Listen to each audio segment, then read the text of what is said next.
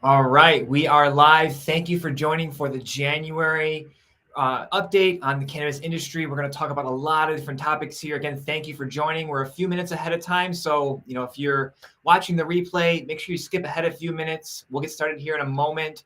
But before we get started, let us know where you're calling in from, what vertical you're in, how far you're along in your cannabis business journey. Have you had any wins? Have you had any tough times? Let us know how things are going. And if you have any questions, drop them in the chat. Again, we're going to get started here in about 1 or 2 minutes with the live presentation. So looking forward. A lot of cool news from this past month and things to consider. So looking forward to it. About 1 more minute here. Let the room fill up. All right. Nice. Beautiful, y'all. Beautiful. It's been a great month. It's a little slow month. I know there's kind of a early year things, kind of pains and a lot of housekeeping you need to do for your taxes and stuff. We'll talk about that as well. All right, 757's Finest, as I'm trying to get started out in this field. Well, you've come to the right place. We have lots of YouTube videos about how to get started, and if your business is mature, how to really grow your business even more, and maybe even sell your business as well if you're looking for that. Nice. Highway 29 Healthcare, best dispensary in Vallejo, California. Bobby, my guy. Thank you for joining. It's good to see everybody here. Drop in where you're calling in from. Abbas is here. Nice. Good to see you here. Yeah, we got a lot going on. I'm very excited for the information. We've got a lot of topics, kind of a variety of topics to hit here. I hope this is valuable for you and you get some better understanding of the industry. But it is the top of the hour. I want to start without delay. But before we get started, I need to let you know that the information contained in this presentation is meant for guidance purposes only and not as professional legal or tax advice. And further, does not give any personalized legal, tax, investment, or any business advice in general. So with that out of the way, let's go over a quick agenda. First, I'm going to go over big industry developments and highlights over the past 30 days, covering tax, finance and M&A, licensing and regulations, as well as some legal updates. And then finally, we'll take questions from the audience. So wherever you're at, whatever platform you're on, drop those questions down into your selected platform, and I'll get to them as they come up. Very excited to get to some of those. Got people joining here. Fanny's from Palo Alto. Dr. Tammy's from Trinity County. Emerald Triangle, baby. Looking good. All right, but housekeeping real quick. If you are currently operating a cannabis business, whatever, if you're operating a business right now, make sure you get your 1099s and W-2s completed. You must have those postmarked by next Monday, January 31st. If you need help, please reach out to us. Right here's the information, greengrowcpas.com, or give us a call there. And then also, I just want to thank the marketing team and the team overall. Great effort this month. Lots of valuable content being pushed. Solid team effort. And if you haven't, please check out our Instagram channel, instagram.com/greengrowcpas. Lots of excellent content this past month and going forward. And lastly, if you need help with anything finance or tax related for your cannabis business, then please reach out to us via our website at greengrowcpas.com or give us a call at 800-674-9050. Let's jump right into all this excellent information. But first, number one here is that we have two things for taxes here. So, we're a CPA firm. Taxes is like the number one thing on our mind in financial performance, but this is a really big one here. So the first article is about a Fairbanks cannabis cultivation facility that is facing criminal charges after failing to pay nearly $700,000 in taxes. So a cannabis grower in Alaska is facing felony charges for allegedly not paying nearly, again, $700,000 in state excise tax. The Fairbanks company, which is Alaskan Blooms, was charged with one count of failure to collect the tax by the Alaska Department of Law. Now, according to the criminal complaint, the company owes, again, that $700,000 in excise tax, and that was only from September 2019 to November 2020. That's a lot of money in taxes in just, 14, 15 months there. Now, Alaska Blooms reportedly set up a payment plan with the state revenue department in September 2019, while incurring additional interest and penalties for those late payments. Now, in Alaska, the growers are taxed $800 per pound of mature flower, regardless of what they can sell it for. That's a big tax, $800 a pound. For context, in California, it's $160 a pound. Now, according to the complaint, the business suffered a crop failure in 2020, as well as a balloon payment on one of their loans. It's a big payment, right?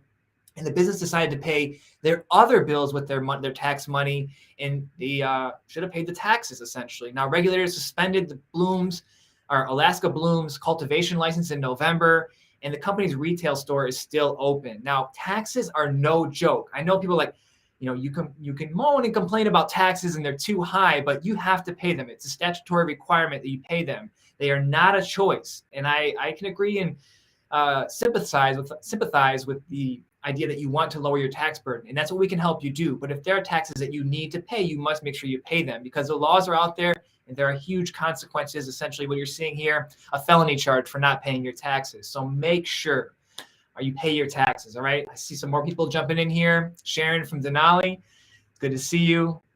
And then we'll get started answering some questions in a minute here, but thank you for joining. Now, second one here for taxes.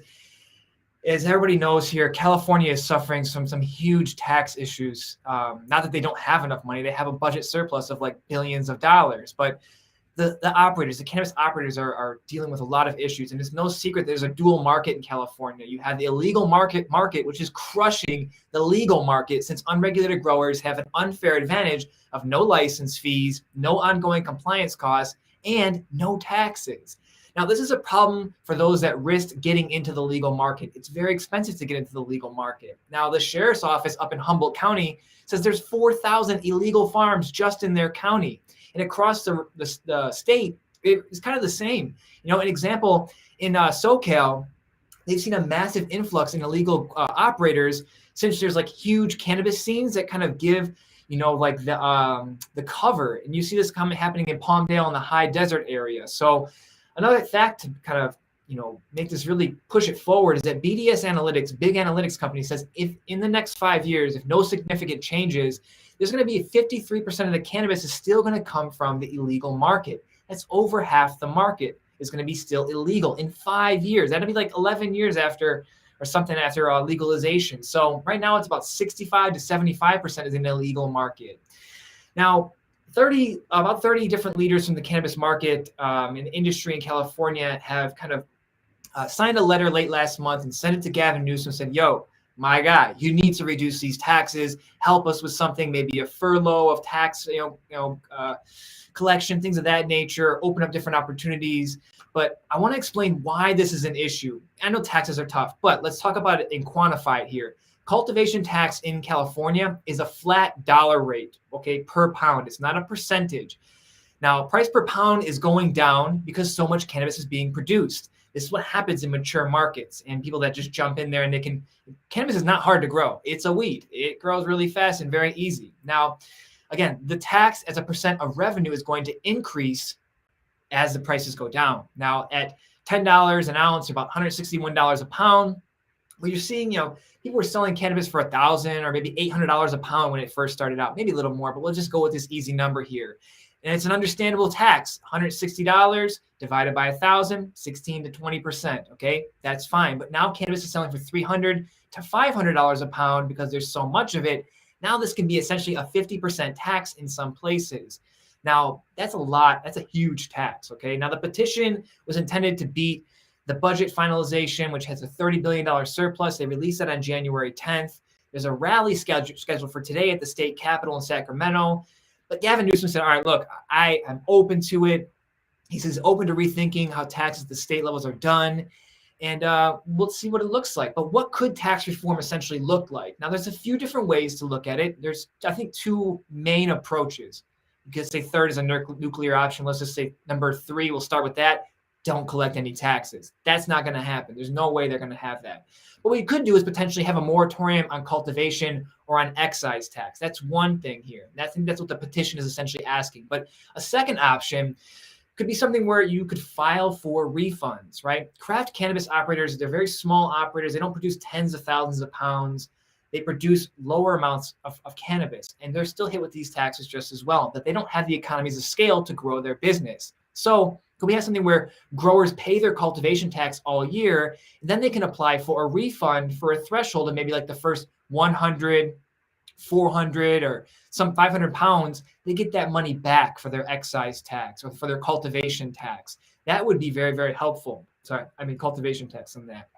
And if they grow more, they go past that threshold, they have to continue to pay that tax. But I think the first maybe 100 to 500 pounds could be given a refund. And let's again help support those small craft grows, but also give everyone in the industry a bit of a break on the first 500 pounds. But remember to make sure to pay your taxes.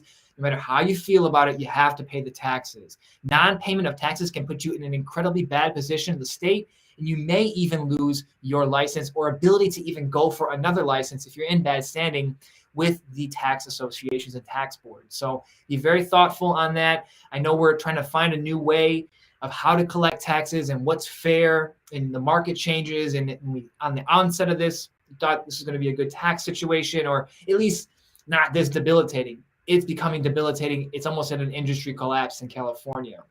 So that's our 2 tax updates. Next, let's hit into the finance and M&A. There's some big stuff going on in the M&A stuff here. An article that came out today is that BC Craft is a Canadian company. BC Craft Supply is seeking creditor protection. So Vancouver, British Columbia-based BC Craft Supply Company filed for temporary protection from creditors under Canada's Bankruptcy and Insolvency Act because they're pursuing restructuring essentially. Now, the filing imposes an automatic 30-day stay of proceedings, protecting the company from any claims of creditors while it pursues this restructuring, and we'll see how it goes. And Crowe McKay and Company is acting as the trustee.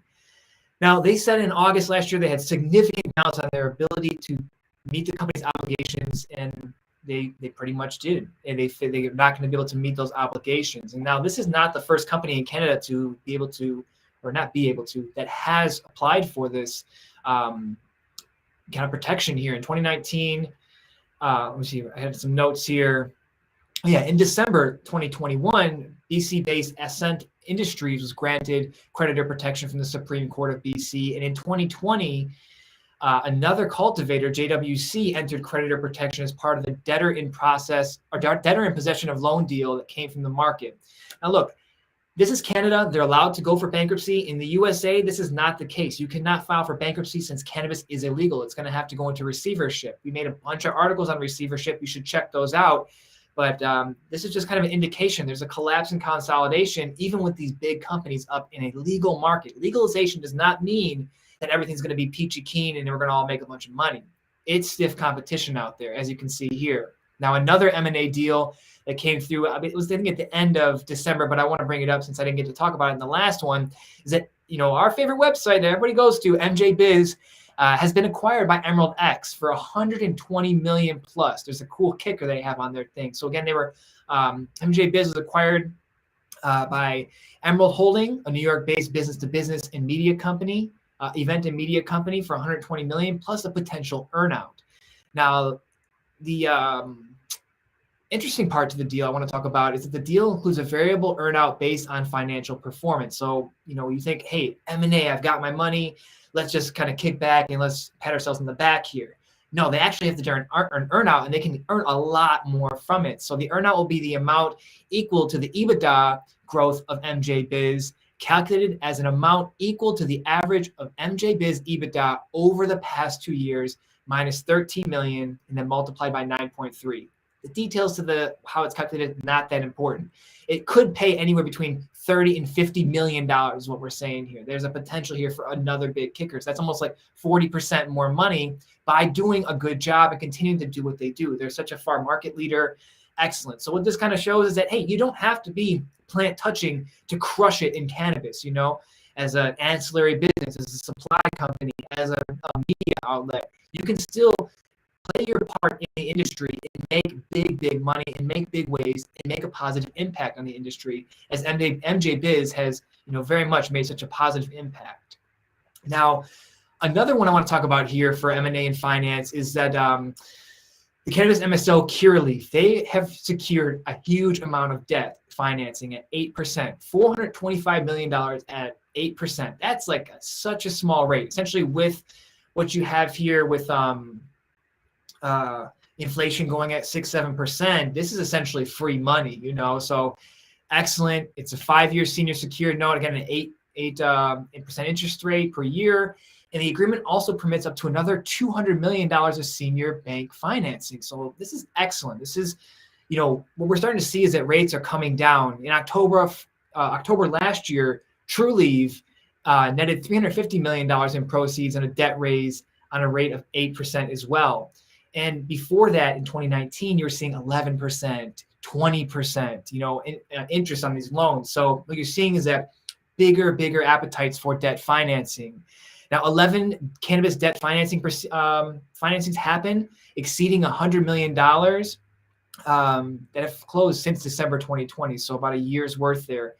Large transactions are becoming more popular because they're catering to the institutional investor that wants to enter the market for more liquidity. It's not all about the family offices or VC funds. Now these very, very large institutional players want to come in and play ball. And then plant touching versus not plant touching, or management company, or MSO versus non-MSO. For example, look at Swayze. They are paying 13%, and they raised $95 million on a recent close here. So this is something here that can be very powerful, using leverage, using debt. Instead of giving up equity in your business, use debt, leverage that, grow, and crush it here. Now, the market's not fully matured, but let's see how it goes. I think 8% is a very good rate at $425 million, or I think $425 million. That's excellent.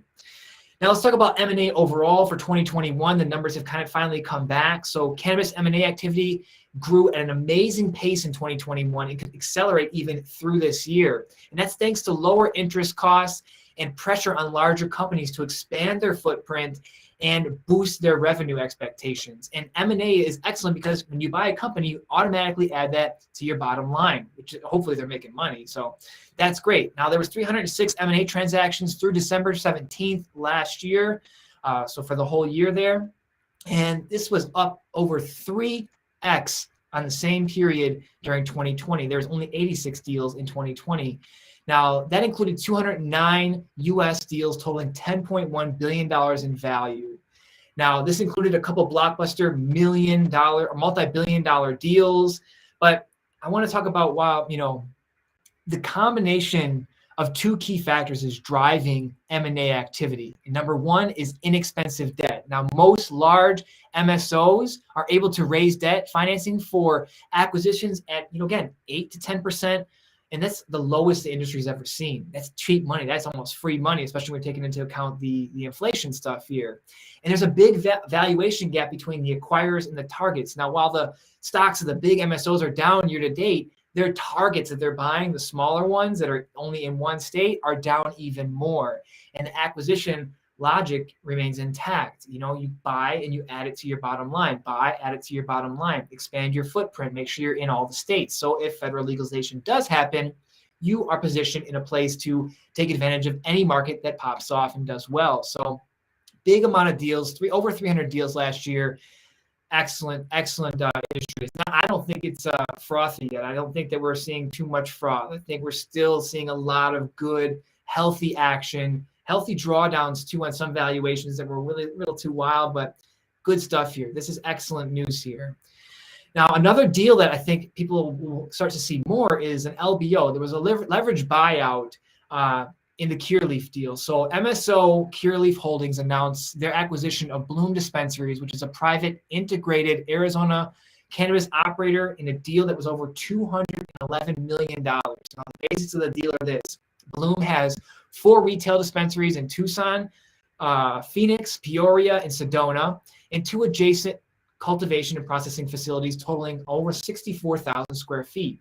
Now, the total consideration of $211 million will be paid using $51 million in cash and then $160 million in notes, debt notes essentially, which are recourse only to the assets and equity of Bloom without any guarantee from Massachusetts-based Curaleaf. Now, the notes are structured in 3 series with $50 million, $50 million, and $60 million due on the transaction's first, second, and third anniversaries, respectively.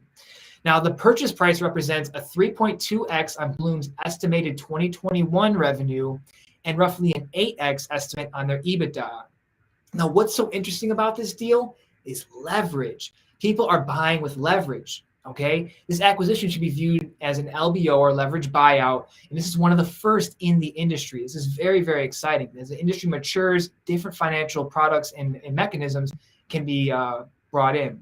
M&A is mergers and acquisitions. I'm seeing a question in here. M&A is M and ampersand A, mergers and acquisitions. Now, this is a really cool thing to see going on here. I think people keep their eyes more on debt financing because you just don't want to have to give up equity if you don't want, if you don't have to. Why give up? More MSOs such as Curaleaf are going to incur non-dilutive debt at sub 8% levels. So look for more LBOs in this space. I think you're going to see a lot of it.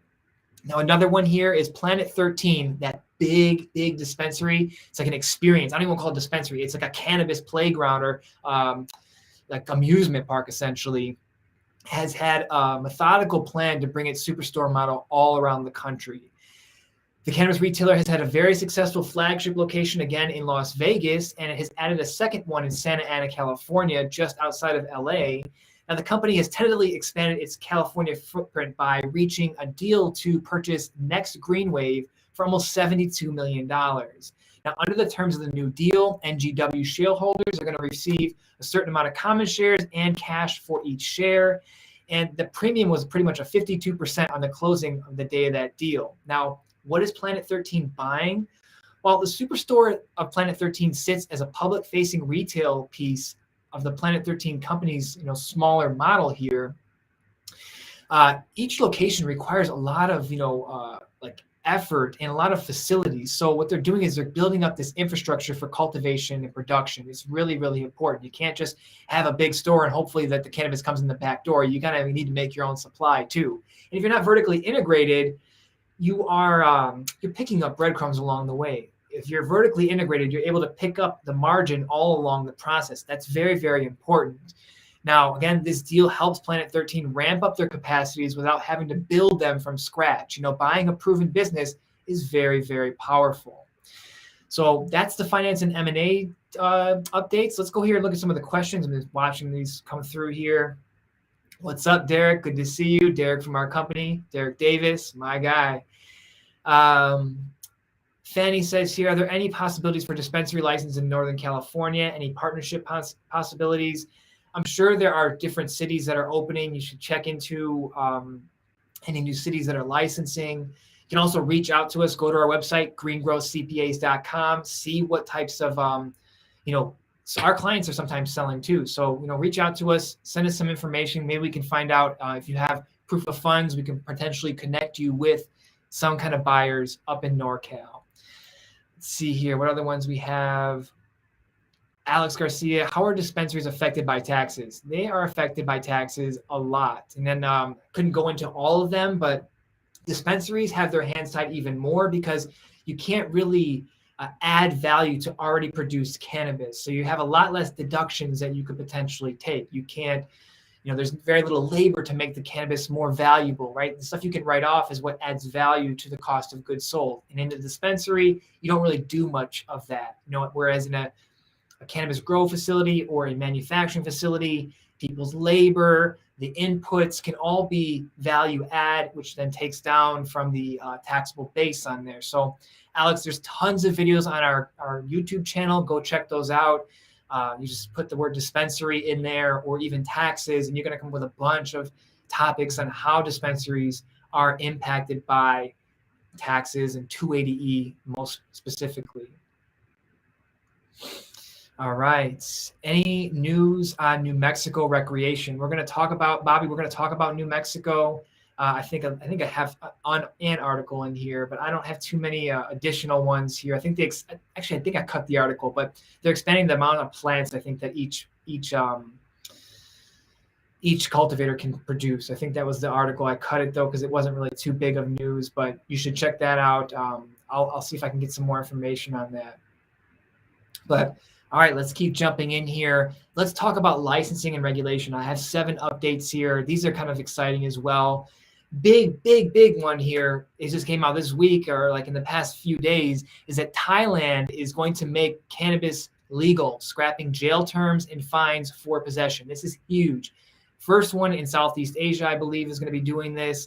So again, Thailand plans to decriminalize cannabis, moving a step closer to clearing its use for recreation after being the first country in Southeast Asia to legalize medical cannabis and its use in food and cosmetics. Now, yesterday, Thailand's Narcotics Board said it would remove cannabis from its drug list, paving the way for household grows, and that's excellent. Homegrown cannabis is great. Now, Thailand again became the first Southeast Asian country to legalize cannabis in 2018 for medical use and research. Now, under the new rule, people can grow cannabis plants at home after notifying their local government, but the cannabis cannot be used for commercial purposes without further licensing.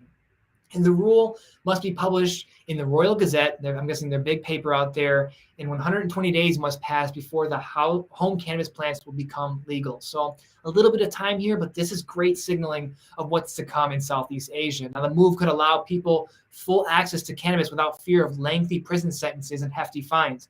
Currently, the possession of cannabis in Thailand could land an owner, a person who has it, in jail for up to 15 years.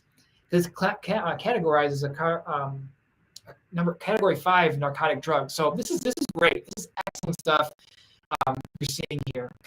In Germany, you have Thailand, lots of good things moving around here. So very excited for how nation states are looking at this kind of opportunity with cannabis, and they're not shying away from it. They really want to make sure people are getting they don't want to be left behind. Let's just be honest. They don't want to be left behind and say, oh, we're just backwards. Like, get hip with the times. Cannabis is a generational issue. As you get younger politicians in, seeing the potential opportunities, I think they're going to see more and more states. It's not going to go any backwards, I don't think. Now, another one for licensing and regulations here. Montana launched recreational cannabis on January 1st. And so that means adults can possess and use up to 1 ounce of cannabis with no criminal penalties. Now, wholesaling is arguably the second largest shift in the industry to come behind recreational sales. Now, previously, cannabis providers had to be vertically integrated, which means they got to grow it, manufacture it, and retail their entire own product line. You had to be a master at everything if you wanted to be successful in Montana. And we have some clients up there that do really, really, really well in Montana, and I'm very happy for them. But, recreational is going to double, triple, quadruple that revenue, which is excellent. Now, when they had to be vertically integrated, you had to provide edibles like cookies or concentrates or oils. Dispensaries had to make these huge, huge investments in equipment and quality control. But under the new regulatory structure, providers can be horizontally integrated. Essentially, you can pick a vertical. That means you can grow, you can manufacture, you can retail, or any combination of the three. And theoretically, that could make a provider better able to do whatever they are good at and what their size allows them to, what their budget allows them to. And you don't have to invest $20 million into this thing. You can invest just your $500,000 if you want to do a grow, or your $1 million if you want to do a dispensary, which I know is a lot of money, but it's a lot less than $5 or $8 million in managing a multi, what are you saying? Like a multi-vertical business. Like you have to be an awesome grower and an awesome manufacturer and an awesome retail person and an awesome distributor. It's really, really tough. So this specialization, I think, is going to be really, really excellent. It changes the whole infrastructure of the market. I'm very excited to see what new brands pop up, right? What new products pop up, because people can come in and specialize again in their particular favorite vertical of the cannabis industry. All right. Now, another one here is pertaining to New York, but not on the nation or the state side of things. I guess it's the state side of things, but a New York tribe has launched their own recreational cannabis industry. They are not waiting for the state rec, which is going to come probably like in about 12 to 18 months. So the St. Regis Mohawk tribe, based in upstate New York near the Canadian border, began rolling out its own tribally run recreational cannabis industry by awarding 3 cultivation permits. Now, this move puts the tribe on the path to becoming the first adult use retailer in business in the state. Licenses were issued to True Bloom, Bankside Flowering, and First Americans. And the St. Regis Mohawk tribe, again, which is located in upstate New York or northern New York, began working on adult use industry rules 2 years ago, formally legalized in the industry in July, and then began taking licensing applications in September. Now, the companies were allowed to apply for tribal licenses after they agreed to abide by the tribe's regulations, which were adopted in June. And this kind of puts them ahead of the state in implementing recreational cannabis. Very exciting to see how that comes through. And again, I think the state's going to take about 12 to 18 months to get up and running. So let's touch on the state stuff here, is that equity applicants, social equity applicants are expressing concerns over the emerging market, what's to come in New York. Now, in March, Cuomo signed the act legalizing adult cannabis use for recreational purposes. Now, part of that process included the creation of the Office for Cannabis Management and the Cannabis Control Board, which was responsible for issuing all of the adult use recreational licenses. Now, one of the goals listed in the Marijuana Regulation and Taxation Act is awarding 50% of the adult use licenses to social equity applicants. Now, from some social equity applicants' perspective, Black and brown communities were punished for cannabis infractions at a far higher rate than white neighborhoods, and they should receive a majority of the licenses. But by definition of social equity applicant in New York, it's so broad that some applicants believe that this is going to be exploited. And I think that's understandably so, because under the current guidelines, social equity applicants can include minorities, women, distressed farmers, and service-disabled veterans, and residents of communities disproportionately affected by the government on their long, unsuccessful war on drugs. Now, this is a very cool thing that, other people get to have some preferential treatment in the social equity application stuff, but I agree that it could be exploited to a certain extent. For example, you're seeing in Oklahoma, these kind of ghost owners. They are like, I think I'll hit on it here. I have some kind of article that I want to discuss, but these ghost owners essentially are the owner on paper, but there's agreements set aside that say they are due no profits, they are due nothing but maybe like $500 a year or $100,000 a year. So it could potentially be used as a front, so we'll see how this shakes out. It's going to be an ongoing developing thing. And what you saw in Los Angeles is that social equity applicants and even the whole application set overall, there was a lot of lawsuits and that was for like processing issues and many other issues. But we'll see what happens in New York. But this is a different thing here on how social equity is being defined in New York. We'll see how it plays out. Now, real quick on New Jersey, the neighboring state to New York, New Jersey cannabis applications exceeded 500 in the first hour that they were open. So the New Jersey Cannabis Regulation Commission began officially accepting applications, I think last month, for growers, manufacturers, and testing labs. And the dispensary ones won't open until March 15th, but they want to kind of get the base infrastructure done by March 2022, and they'll go for there. But again, 500 individuals or entities filed applications in the first hour. It's hot out there and people trying to get in. New York is a hot market, but not everybody that is, close to the area is going to be able to afford a New York dispensary. So being over Jersey, over across the bridge, you may find some other opportunities there. Now, let's keep going here. Connecticut coming online here. Connecticut will begin accepting the first applications for cannabis businesses. That's coming up soon. It'll become in early February. So if you're looking to get into the Connecticut market, you better be already in the process of it. It's not something you should be learning right now that, hey, the Connecticut market's turning on. But if you're looking to deploy another application, go ahead and look at the Connecticut market here. It's something to really look into. I think it's going to be another one of those good markets. The Northeast is I think there's going to be a coalition of the Northeast. I was talking about this at the end of 2020. There's going to be something big going on, and you're seeing all the states in the Northeast are coming online or at least getting applications and opening up to it. The department said 56 first-round licenses will be available for retailers, micro cultivators, delivery services, food and beverage businesses, manufacturers, transporters, and many others. So they're evenly split between social equity and general licenses.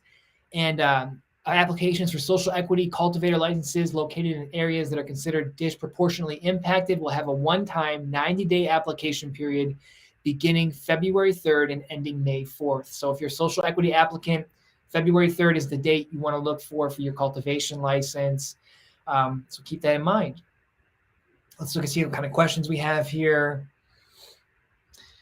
Virginia's cannabis committees are trying to avoid exploitation of the equity rulings with clear definition of who qualifies. Yeah, I mean, that's the thing is what you start to see is a convoluting of this term owner. Okay, so some people think, oh, if you're an owner, you must be making a lot of money. But an owner, in some cases, statutorily, just means that you're the name on the front, and that's it. That you're the name on the license. Doesn't mean you're due any profits. Doesn't mean you're due any particular salary. Unless you're an S corp, you have to have a reasonable salary. But either way, there's got to be an understanding that owner doesn't mean operator. Owner doesn't mean that this person is going to financially benefit from this business. It could be being used as an asset for another group, and they're being compensated in some other way, not from cannabis sales, but some other way, like money coming in every month. So just something to consider when you're looking at, oh yeah, social equity is great, but they only define it as an owner. Well, what if they define it as this person also must be due a substantial amount of profits exceeding or equal to 40%? Okay, perfect. Now you're going to be very thoughtful on who you put on that licensing application, because they actually have to get some money out of this business and not just sign a little ghost contract. So we'll see how that goes. The Mississippi House passes a medical marijuana legalization bill, which is great. It's been kind of highly contentious in Mississippi. So the Mississippi House of Representatives passed an amended medical marijuana legalization bill on Wednesday. I think, let me see, it was earlier this month. I'm not sure if it's Wednesday, but I'm just reading from the article here. Very good vote, 104 to 14, making changes aimed at addressing concerns raised by the governor. And if the state Senate approves the changes, things will be looking good for the state over here, for Mississippi.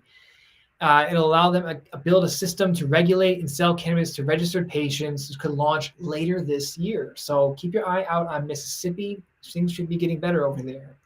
Now with Oklahoma here, one of my favorite markets. I love Oklahoma. Oklahoma's enforcement agency has been going up against a lot of cannabis businesses, and they're going to be doing a lot of hiring. According to the Oklahoman, which is a paper out there, staffing levels at the OMMA have risen 175% since May, and the agency now has 171 workers, including 67 that are tasked with going after illegal operators. They're doing the best they can, but there's just so much land out in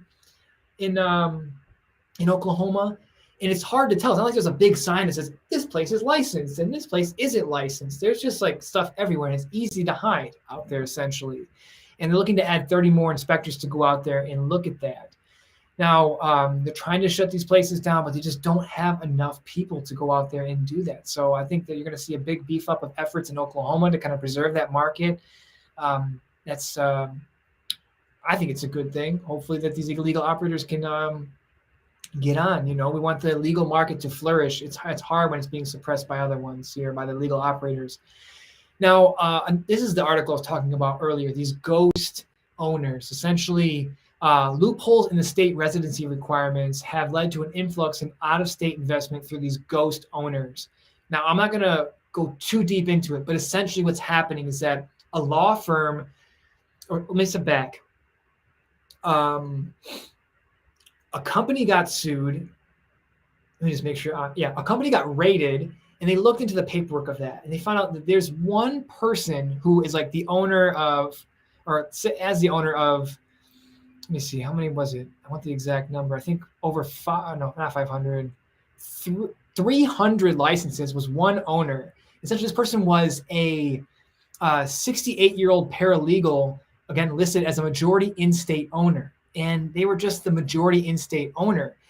They were not getting any money from the operations. They were just due a $3,000 paycheck every year.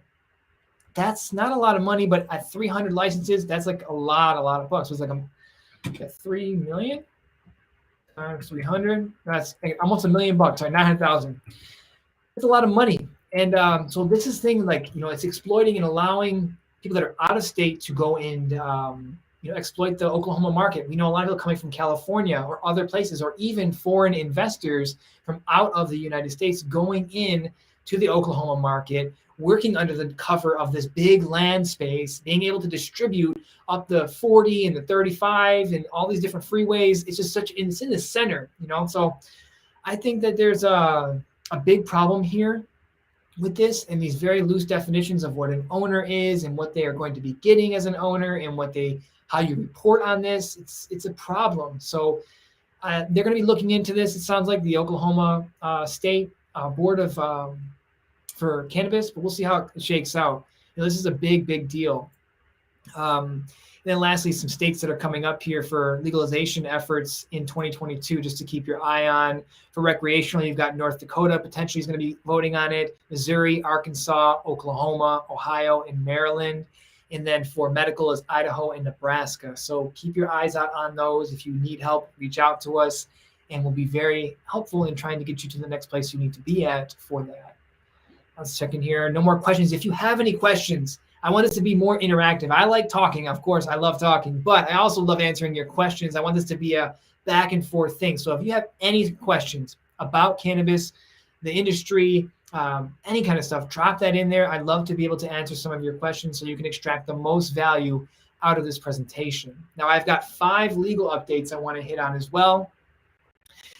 First one here is that there's a New York cannabis brand that's been blocked from using city logos. Now, certain cities, big cities like Chicago, New York, they have logos, they have sayings that have been trademarked. Now, in September last year, New York City sued a clothing designer saying that his use of the name New York Cannabis and logos similar to the city's on his merchandise, including shirts, hats, and cannabis pouches, infringes on the city's trademarks and amounts to counterfeiting. Well, late last month, a New York federal judge ruled that the apparel brand is now barred from using those New York City logo adaptations. So, it seems like, hey, a good idea to leverage bigger brands so you can get your cannabis business out there. Like you see Skittles and these kind of play on words and like cannabis infused nerd ropes and things like that. But these marks are protected. And when you start to use certain marks in these big businesses and their legal teams come after you, it's very, very expensive, and it can be very costly, especially if there can prove damages to them. And we'll get to the next one here, which says that Spotify has successfully opposed the cannabis-related trademark. Now, the USPTO upheld 2 oppositions filed by Spotify against trademark applications made by a company called US Software, Inc. for its cannabis software known as Potify, Potify. Now, what you need to know about this is that the USPTO declared that Potify's trademarks would have diluted and blurred trademarks held by the popular music streaming service Spotify. Now, they meaning US Software, created this Potify mark building off the Shopify. You see like a lot of services like ending in LY. I'm going to like Calendly and Changely and different kinds of businesses that add the LY on the end. Well, IFY, the IFY or Tiffy or Spotify or Shopify, those have kind of gotten really popular as well. Now, why this is important is the Trademark and Trial Appeal Board noted that Spotify already hosts content and music and podcasts related to cannabis. So this software company that wanted to do things related to like a social network and cannabis and things of that nature, they thought it was unique enough that they could just get this claim. But Spotify has opposed those trademarks and it got shut down. So Spotify wins. So it is a big one here. I think you're going to see more and more of these where the bigger companies are going to have to defend their marks. All right, so let's go out here and let's look at some questions. All right, 757's finest. Okay, where can a tax preparer get into the industry at and how? It's not information out there. So if you're a tax preparer and you want to get into the industry, first, if you'd like to join Green Growth CPAs, we are always hiring. We are constantly growing. We are adding new clients every week. So if you're looking to join as a tax preparer or a finance professional, please join our team or at least reach out to us. You can go to our website. There's a little spot called Careers, and you can see what positions we have open. The website is not always the most up-to-date. I believe we have positions on Indeed as well as LinkedIn. So if you're looking for a job as a tax preparer, that's how I would try to get in. Another way, you could potentially do consulting. That's tough work because you got to find the clients to do that for and pitch yourself. But working at Green Growth CPAs, we've got lots of leads coming in, lots of new clients, and maybe something to look into. So know it doesn't really answer too much of the question. Another thing you could do if a tax preparer is reach out to the local businesses in your area, cannabis businesses, and see if they need help with any kind of free consulting.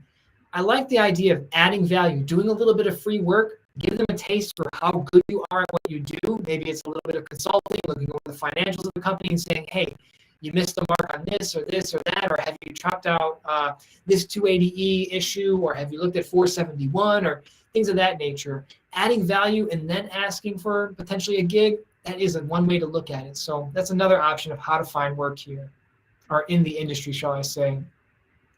Fanny asked, to become a delivery service, do you need to have the same license as a dispensary? No, you do not need the same license. And that depends on the state, I believe the state or municipality. It might even be actually at that level. Municipality, shall I say, not the state. But that depends on the state, because sometimes it's left to the cities and sometimes left to the state. At any rate, there are storefront retail licenses and non-storefront retail licenses. You can get either one of those, I believe, in most states. So check that out. You don't need to have a storefront to have a delivery in some states. All right, let's get to some more questions here. Is it a good time to buy a cannabis farm in Northern California? That's from Manuel.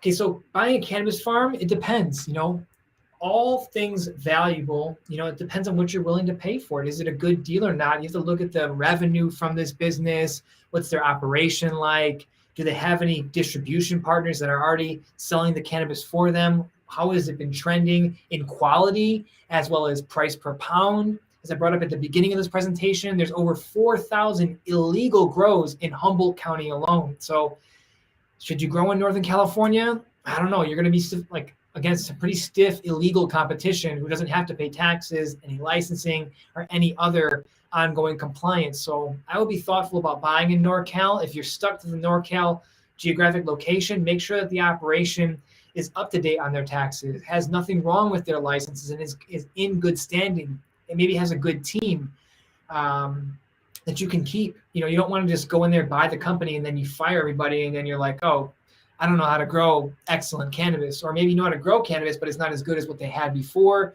So the financials from prior years are not indicative of what your performance will be. So I know it's a roundabout way to say maybe. It looks, and it's a deal by deal basis. You have to look at it. And maybe you do something where it's an earnout. Like we brought up about the MJBiz deal, where you buy, maybe you agree on a purchase price, we'll say for $1 million. Give 500,000 cash, and then the rest is an earnout over 18 months based on financial performance on EBITDA for the company.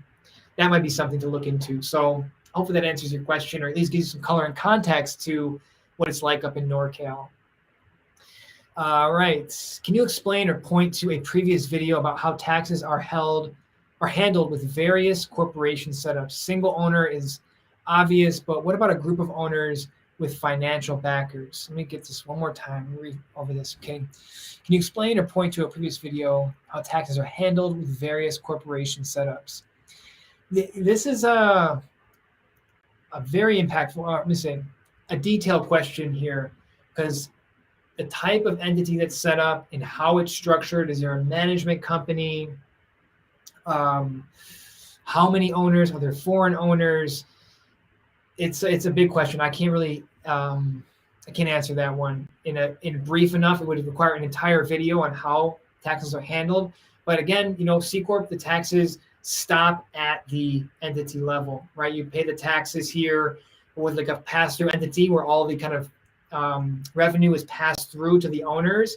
The owners are personally liable for that taxes there. Like for income taxes, we'll say, there's no corporate tax on that.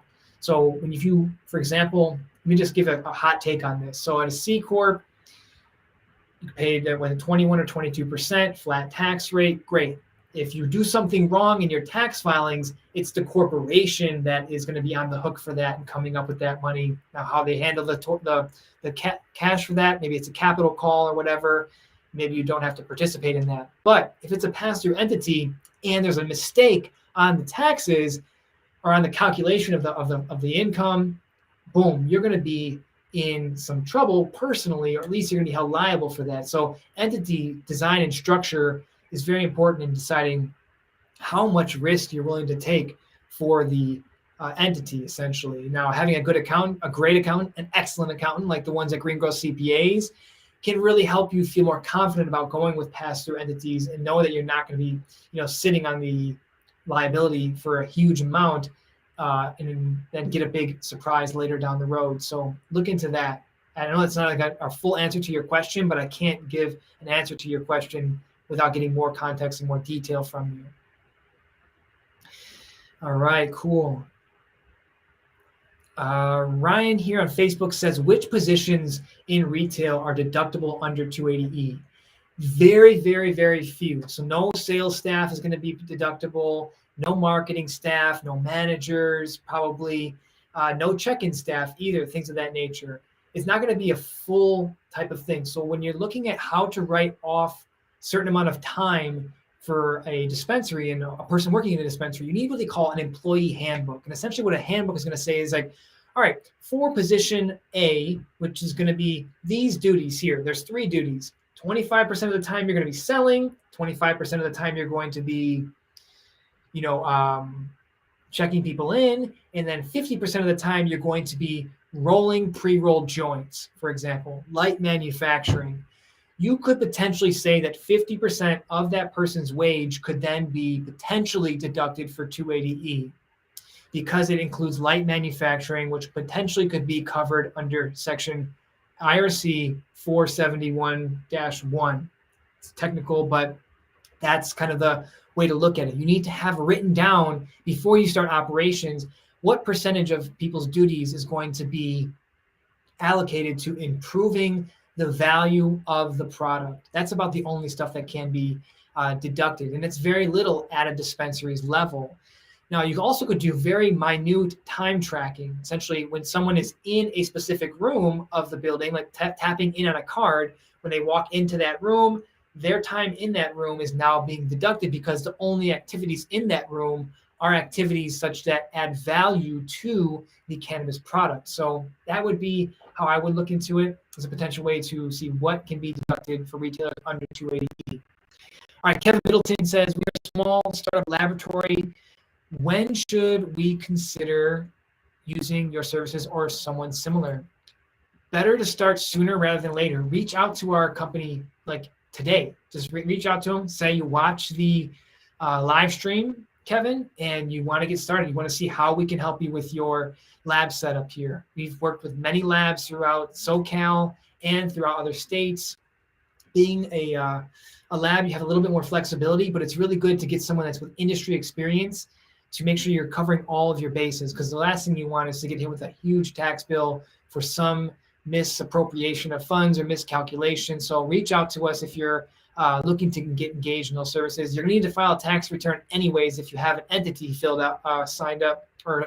established starting last year or further before that. So reach out to us. We'd love to help you out and see how we can help you, All right. That's it with the questions so far. We got a little bit more here. It's 3:51 where I'm at. I'm in Detroit here. So we'll go for about another 10, 20 minutes here. I like talking. I got more stuff to talk about. Another legal thing here, a legal update, is that LA County has now approved a $30,000 per day fine for illegal cannabis businesses. So the LA County authorities signed off on a plan to issue $30,000 per day civil fines against unlicensed commercial cannabis activity, which officials say has grown exponentially and explosively in recent years. Yes, we all know that. Now, the new ordinance gives LA County authorities to levy fines against unlicensed operators of all kinds, including grows, stores, and any other people that are found to be in violation. Now, that's very, very open-ended there, any others. So it's open to the person's interpretation. So if you're doing anything illegal, it could be a big fine. You can either think of it as a cost of doing business, $30,000 a day. If you've got that kind of money and you're making it, hey, do your thing, I guess. But $30,000 is a lot of bucks, So think about that. I would say don't do it. Another one here is not for legal updates, but just a kind of a cool update. You're seeing the industry maturing in such that University of Arizona is now offering cannabis business certificates. So University of Arizona will begin offering cannabis business certificate programs, partnering with Green Flower. The non-credit programs will help prepare workforce for the cannabis industry. Max Simon on LinkedIn, give him a follow. He's a I was doing a lot of activity. I don't seen him that often recently, but check him out on LinkedIn. He's I think the CEO or the owner of Green Flower. Check him out. But the programs are going to include business of cannabis, cannabis law and policy, and cannabis healthcare and medicine. Now, each certificate includes 8 weeks of online courses that take 6 months to complete. And then there's each certificate is about $3,000, and discounts are given for early registrants. So check those out if you're looking to get these certificates. I think a lot of people want to say, I need a formal education on this, or I want someone that can learn or show me how to learn in a specific manner. Going through YouTube videos, it's excellent. It's great from frontline type of education, but it's not in a kind of organized fashion sometimes. So look into those programs at University of Arizona. And, if you're taking them, let me know how they go. Drop it in the chat and see how it goes. Now, another one here is Cann. Cann is a cannabis beverage company, and they're going to open up inside Planet 13. Now, Planet 13 was a dispensary we talked about earlier, that big facility that's kind of like a cannabis circus, cannabis theme park, to be honest. And what you're seeing here is a Cann, California's leading cannabis-infused beverage company, has launched a store-in-store at Planet 13. Now, Cann products allow for a better way to enjoy social drinking through its cult favorite microdosed social tonics. Now, with this store, Cann is on a mission to cultivate a culture in Las Vegas that leaves consumers hangover-free. I don't know. I've had hangovers from cannabis too sometimes. But each of Cann's core products include 2 milligrams of THC and 4 milligrams of CBD, and it's designed to be a light, uplifting social buzz. So I think Cann is going to crush it, but I think this Planet 13 move is really, really excellent. When you start having consumption lounges, people are not going to be smoking in these lounges. I mean, I know a lot of places don't even allow that, but people are going to want to be social. They're going to want to have a little bit of a drink and enjoy a little bit of cannabis. So why not some little small spritzer or seltzer type thing? So I think this is going to be a huge, awesome launch. Minimally, what they're going to learn from this is get a lot of direct customer feedback. As you are a brand, you have to rely on distributors and retailers to give you feedback. And sometimes they're going to give you junk feedback, or just like, oh yeah, it's great, people buy it. You can look at the numbers, yeah, people are buying it. But when you're able to interact with the customer as the operator of the business, you're able to extract very nuanced behavioral things that these people come up with, and the way they act, when you say one thing, say for example, you kind of place the product in a certain way and present it to the client in a certain way, and you do it 100 times and you see how many sales convert that way. Then you place it another way and you pitch it 100 times and see how it converts. Someone's going to win. One positioning is going to win. So as you learn this, you can iterate and go faster in the product development and marketing processes. So this is a big one here. I think is going to be very, very powerful for them. Another one, seeing maturity of the market here is Martha Stewart is launching her first ever category expansion for her CBD line, which is going to be wellness topicals. Martha is pretty much, how would you say, inducted into the cannabis industry through, proxy of Snoop Dogg there, and then just their relationship is just like that. It's really cool to see how that's kind of grown here. But yeah, she's, moving into topicals with aromatherapy. There's 3 products. There's going to be a super strength CBD for muscle recovery, sleep science CBD for better sleep, and a daily de-stress for stress management. Now, each product is formulated with very high CBD or market leading levels of CBD, they say, powerful coactives, which are things that are going to pretty much amplify that, improving aroma technology formulated specifically for each of the 3 needs that I brought up, and all carefully balanced to optimize for optimal results. So I think this is very, very cool to see a big brand. I mean, Martha Stewart's in like so many stores for other products. There's something to CBD still. I don't think that Martha or any the holdings company is going to be putting this much money and effort continually into CBD if they didn't see some type of positive results. I'd love to see some kind of breakdown of the financials of, how their brand has been performing. I don't have that handy, but if anybody has any kind of articles or information on that, send it to us. I'd love to cover that in another video. But yeah, that's pretty much all the stuff that I have here prepared. Again, if you have any questions, drop them into the chat. We've been going for about an hour here, and lots of good stuff. Hopefully this was valuable to you. But yeah, drop some questions in. Let me just go ahead and check and see if there's any more jobs here. Kira says there's some free classes are offered through Oaksterdam University as well. So yeah, there's lots of these cannabis-specific groups coming, not groups, schools coming up. Oaksterdam's been around for a long time. It's not anything new. But yeah, they offer those free classes. But I brought that article up because this is a nationally accredited university that's offering certificates on this, and I thought that was pretty cool to see. So, more and more universities are going to probably be adding this on there. I would love to see something at University of Michigan on the medical side of things, or on the legal side of things. They've got a great medical school and a great law school. I'm sure they've got a class, on cannabis law. I'm pretty sure all these law schools do. It would be nice to see a certificate program added on to that. Sharon says here, I still make her cheese crust chicken pot pie. So good. Yeah, Martha's got a lot of good recipes. Martha and Julia Child. I've been watching a lot of PBS recently, and they had a lot of old episodes of Julia Child stuff. We were like just over the holidays watching a lot of those. It's pretty cool stuff. But yeah, that's kind of wraps it up here. Again, I'll wait around a few more minutes for any questions. Drop those into the chat. It could be anything. I'm not in a we're any kind of questions. Not a problem here. Let me see if there's anything else on other channels. I need to get a drink of water. All right. So Roland says here, I grew hemp for the last 2 years and want to grow cannabis. How do I become a contractor to grow for a company? So Roland, it depends on a few things here. So it depends. Do you own your own land that you're cultivating on? And do you have a license to cultivate on that land as well?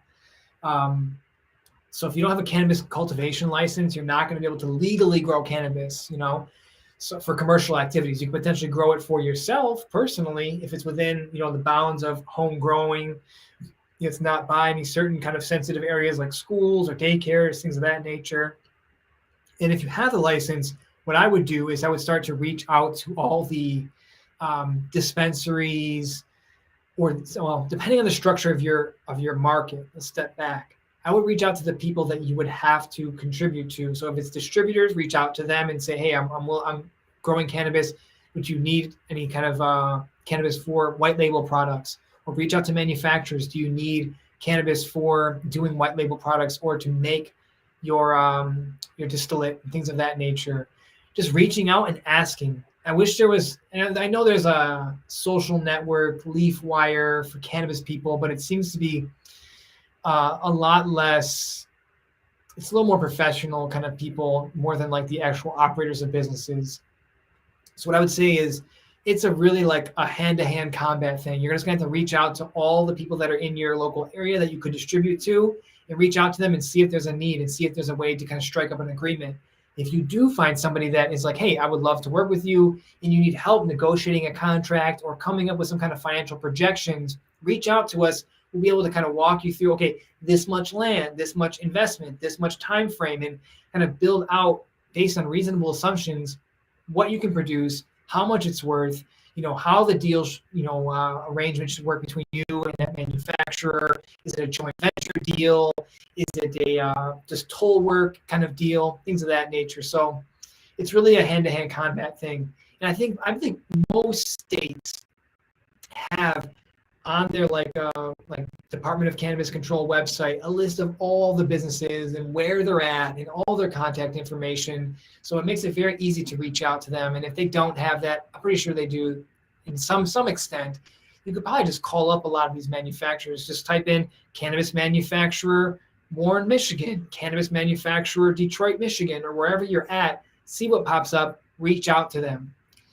It's sometimes hard to sell and be like, hey, I want to grow for you.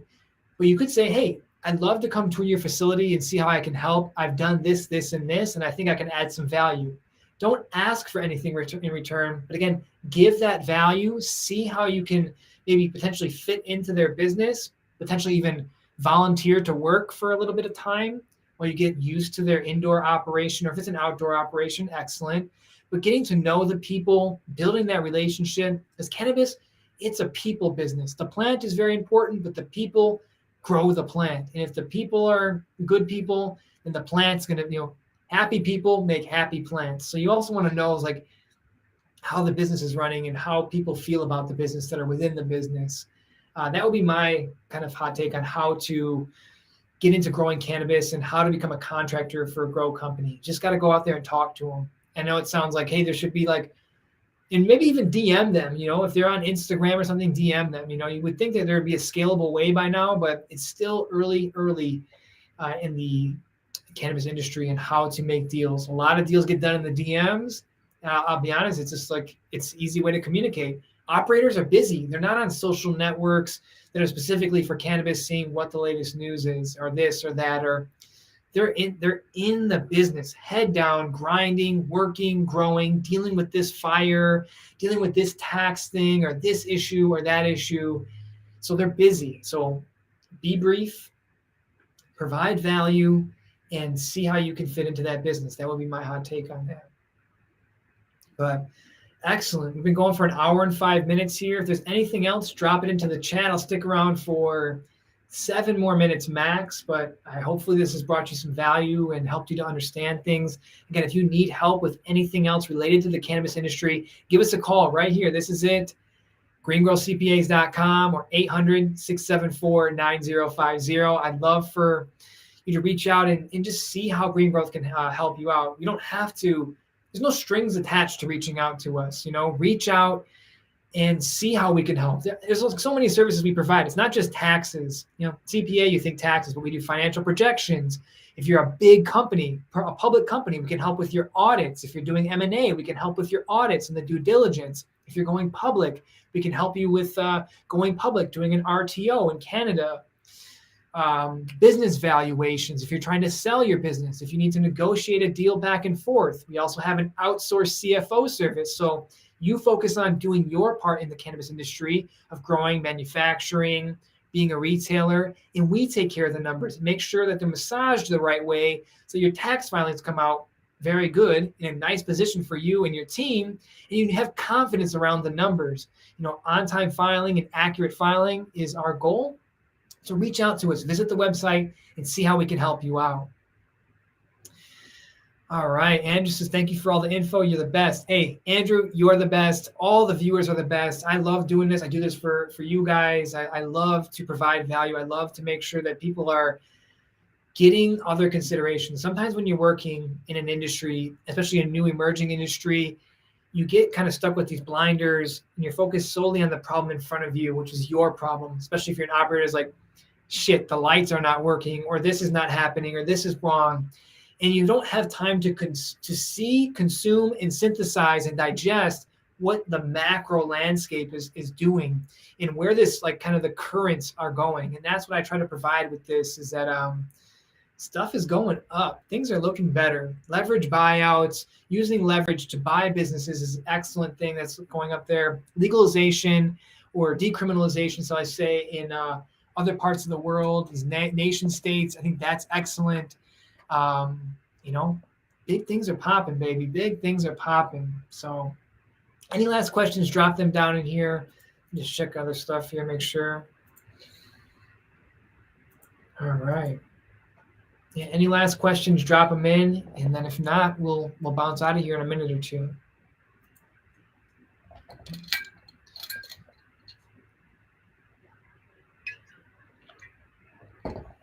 All right. Well, I'm not seeing, here we go. Fanny says, any tips on buying canna stocks? All right. Again, this is not financial advice. I'm not going to talk about any particular positions or anything like that, but they're getting hammered. These cannabis stocks are getting crushed. I won't give it specific, companies to look into, but a lot of companies were riding on that hype of potential legalization in 2021. So valuations and stock prices were going up like crazy. And now they've drawn down 70, 80, 90%. If you believe that a company is flush with cash right now, for example, there's a couple of them that are pretty flush, Canadian companies that are flush in cash. there's going to be a lot of consolidation in buying right now. So you may want to look into, the ones that are flush with cash, that have good financials, they're actually turning a profit. Maybe it's something. I'm going to put this out there for you guys. Would you want to see kind of a cannabis stocks like monthly recommendation or kind of breakdown or like an analysis of stocks, or maybe like a investor report on quarterly financials types of things? I can, I don't mind doing something like that as well. We can just review maybe the top 6 or 7 cannabis stocks or cannabis businesses by market cap, and we could go through, what their earnings are, opportunities that they may have. I would love to do that. Andrew says yes. Okay. I think that's something we do. Keep dropping it in. If anybody else feels that way, drop it in there or send me a message. I would love to see your feedback on that, because we could go over public markets. Sharon is interested in it too. Okay, cool. I think that there could be a new segment specifically going over public companies, big transactions, stock performance, other kinds of behind the scenes type things that we could potentially look into. All right, cool. This is 4 people saying yes. So I think there's something to this public market stuff. Fanny's asking a question here. Can we declare our losses? Yes, in the cannabis, you can declare losses. You can have losses. It's fine to have that. You typically see that a lot in your startup and early phases.